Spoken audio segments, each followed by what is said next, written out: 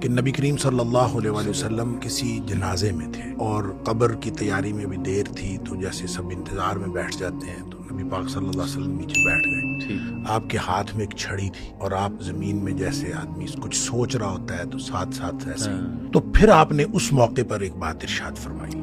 پھر آپ نے دونوں کیفیتوں کو الگ الگ بتایا۔ آپ نے فرمایا جب مومن کی روح نکلتی ہے تو فرشتے آتے ہیں، ملک الموت جنت سے کفن لے کے آتے ہیں اور وہ آ کے فرشتے سارے اپنی اپنی ڈیوٹیاں لگ جاتی ہیں، اس کے کان میں آ کے کہتا ہے ایتھا النفس الطیبہ، اے پاکیزہ روح نکلو، اللہ کی مغفرت اور اللہ کی خوشنودی کی طرف نکلو۔ پھر وہ تو فوراً نکلتی ہے نا، وہ نکل جاتی ہے۔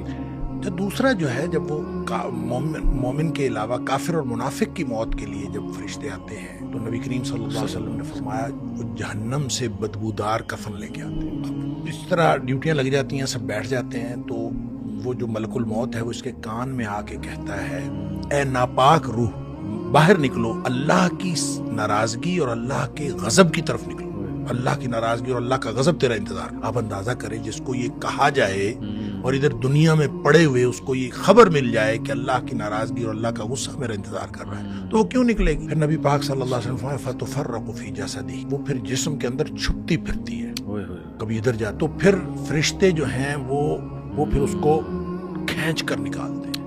اللہ اکبر۔ اور پھر اس کی جو نبی پاک صلی اللہ علیہ وسلم نے مثال بیان فرمائی، جس طرح سے گیلی اون ہو اور اس کے اندر گرم سلائی لوہے کی رکھ دی جائے اور پھر اس کو کھینچا جائے ایک طرف، ظاہر روئی وہ اون جو چمٹ جائے گی تو اس کو ایک طرف سے کھینچیں گے تو وہ تو تار تار ہو جائے گی۔ فرمایا اس طرح فرشتے جو ہے اس کی جان نکالتے ہیں۔